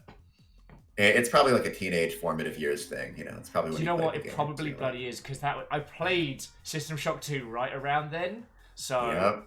Oh, yeah, thanks a lot, Psyche! Yep. There's an number on you. ET3 Stooge just says, space truckers, question mark? Conceptually, absolutely. I mean, if you're... Isn't that just like Elite Dangerous? It's just a space trucking game. And like, that's great. I don't know if that was the question, but that's what springs to mind when I hear that phrase. So. Yeah. Salem wants to ask if you have a preferred fighting game franchise. Sorry, say that again. A preferred fighting game franchise. I've never really, despite being someone who likes combat in real life and who like watches a lot of MMA and like trains and stuff, I've never been much of a fighting game person, in part for the reason that like it's not realistic enough for me and it bothers me. Also, I'm just not very good at fighting games. When I was a kid, I really loved Mortal Kombat. I was Scorpion for Halloween one year. I was like obsessed with Scorpion when I was a kid. I like, drew pictures of him all the time, stuff like that. So I guess, yeah, probably MK. Very cool. I mean, fighting games are so far removed from combat. Aside from Bushido Blade, that game's great. Yeah. But it's always weird when you have to explain to people that Tekken's not a fighting game. Tekken's a rhythm game. Yeah, kind of. It's your rhythm I will someone say, else. I don't play much Tekken, but I love watching Pro Tekken. Tekken esports. Good. Yeah. Like, nail biting every match. And like, Tekken at EVO this year was just like phenomenal. It was so good. I was based out of GameWorks until I decided to... Well, until my residency came to an end. And so getting to finish work and then go and sit at the bar in GameWorks and watch EVO is possibly one of my favourite things I've done. I'm just there just slamming gins and being like... Well, and I was talking to the person next to me and being like, this is the equivalent of like the I could have been the quarterback in a sports bar. I'm there like, nah, you see what he wanted to do, right? Was he wanted to bait him in and then frame advantage into like slam combo, then just not give him any breathing room. That's what I would have done, because of course I'm an EVO level competitive fighting game bloke. Six Pairs of Feet. Favorite rhythm game? Favorite rhythm game. Let's see. This is another difficult one. Why isn't it Guitaru Man? Oh man, if only. So let's see. Like in my heart, like Parappa. Yeah. Parappa the Rapper's amazing. But then like in terms of things that I spend a lot of time with, for me like I played DDR throughout like all of high school, and then was like super into Rock Band in college. So those will always both have special places in my heart, despite being like the most basic selections. Most recently, has anyone in chat or like have you played Dance Rush? No, I haven't. Oh man, Dance Rush is this, I think still technically Japan only arcade game, but it also like there are a lot of machines in the US. There's a chain of places called Round One that has them. And it's this game that's like DDR-esque, but you're on an entire floor. And you can be anywhere on that floor and still like have inputs. And also there aren't like, it's not divided up in the same way a DDR pad is. There's no divisions. Yeah. And so you can do all these slide moves on it. And that's kind of the main crux of the gameplay, is that you do like a lot of slide and shuffle stepping and stuff like that. and it's like it's really difficult to get a handle on, but it's such a neat game. Last year, me and my friends were just obsessed with it. We'd go to round 1 a lot and play it. Pretty cool. Salen's actually informed me that there's a round 1 in Seattle. So, yeah, it looks like I'm doing when Broketober is over, it looks like I'm doing a mini mission out there. So that'll be way cool. Yeah. And Baron Sheep had a question, which may be our rounding one, which is a reference. To explain the reference may take some time, but what would you name a biomechanical spaceship that a lot of people think is a god? Biomechanical spaceship that a lot of people think is a god. Yeah. I like that you specify that a lot of people think it's a god. So, like, some people are like, I don't know about that. That seems, like, unlikely. Some people might have given it a cute first name, like, was it Herschel we called it? I forget. But... So, that particular example makes me think of the Futurama episode Godfellas, where Bender briefly became God. And had a tiny civilization of little people living on his body and depending on him for life and safety, and it went horribly wrong. So I think I call it Bender. Done and done. So look, Nathan, as I'm sure you're aware, we could talk, especially video game recommendations, until the heat death of the universe. Mm-hmm. And thank you for sticking around with us, because totally. Initially you agreed for an hour, and we've been here for 2, so I feel a little bit guilty. Yeah, no, I'm gonna have to restructure my day a little bit, but it'll be fine. Sorry. No, it's all good. But I don't think I'm unfair in speaking for chat in this one, and just thanking you so much for your time. Yeah, totally. I'd love to have you back on the show again, because it feels like it was a little bit of a speed round on some really good topics, and I'd love to come back to them. Yeah, totally. Yeah, I'm definitely down to come back on at some point. And also, if you want to see the mischief of the Blackout Club, we're going to be doing our next section a week Friday. Yeah. Because I needed a break tomorrow, so I'm playing Darkwood apparently, because I'm like that. Oh, I'm not going to sleep that night. So, yeah. Nathan, thank you so much for your time, friend. And yeah, this has been really cool. I will blep you on the emails for next time we can get you in. So, all right. Yo, again, thank you. And, yeah, Nathan Grayson of Kotaku, everybody. Yay! That's the bit where everyone would cheer and they'd be like, woo! All right. Yeah, thanks for having me. And have a good day, everybody. Okay, all right, and now to push buttons. Bye. And that was Nathan Grayson. He's a cool person. Why? Windows was like, I held this for you. What were you holding? No one asked. Why are you like this? What's an aluminum falcon? Alright, friends. Alright. So, yeah. One and all, I think that was pretty bloody marvellous. So, you have my sorry ass for the rest of the day. Kestrel, that is the important question. So what I thought I'd do is throw on a spot of the mosh pit simulator, and then let's chat on some of the topics, because definitely the discussions on how we deliver narrative, I think, is really important to have, and a lot of those little discussions are stuff I'd like to turn into.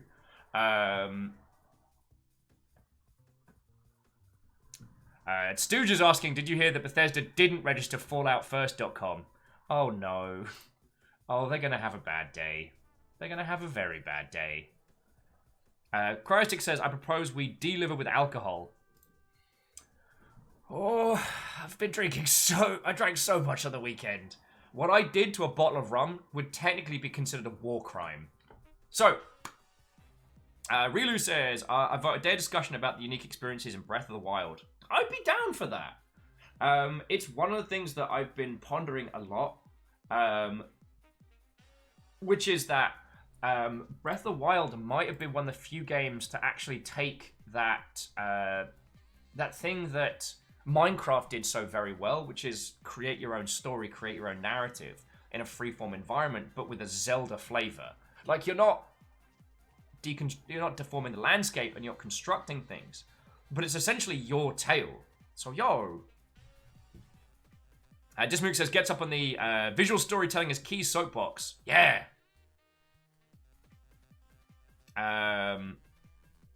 Sadlin. You know what? I will have a look at that after Sadlin, just in case I accidentally flash it to the crowd. Baron Sheep says, you know, I'm going to drive you to drink on Saturday. Well, that's why I don't want to have a bevy now, because I will be, like, my liver needs to be in fighting form come Saturday, because I'm going to need it. So, friends, I'm going to throw in a bit of Mosh Pit Sim, because I'm just going to make a quick sarnie, get a fresh cup of tea, and then let's tear in some video games proper, alright? Thank you all for your cracking questions. Thank you all for being awesome. Nathan is one of those individuals that I've wanted to have a proper chat with for quite some time, and that was brilliant. But also, with like the Gamergate stuff, Nathan was unfortunately one of the people who was there at the very like inception. Nathan was the person accused of having no ethics in games journalism, which, as we know, was a front for a targeted assault on a developer by the name of Zoe Quinn. But that's a whole other kettle of monkeys. So, yeah, thank you all for being the most excellent bunch of Mother Hubbards. Now, you lot get to careen into each other for hilarity. Although, one of these days, I have been considering shifting to a little spot of marbles on stream, or some other, like, break games that we can get going. But that is not prepared. Be interesting. Rimuru is a non-drinking game, is vastly unappreciated. You gifted me that, didn't you? Someone gifted me Rimuru. Well, let me go get a cuppa. Like, whatever happens, we are playing video games. So it's you, me, and a whole bunch of us getting into some mischief. Alright? Just as soon as...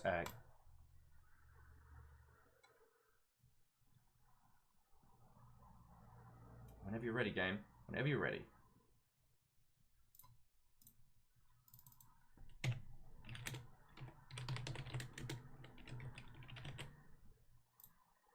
Alrighty. Yeah. Mosh pit, little break. And then let's get into the chewy, meaty center of today's adventures.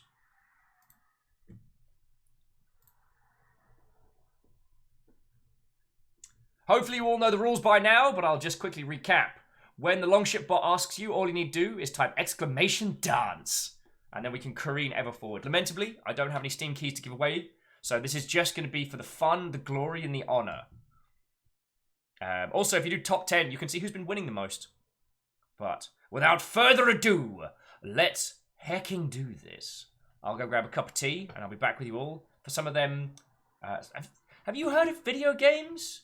I've not heard of video games. Maybe we should try those. Maybe we should do that. Let us begin. Begin.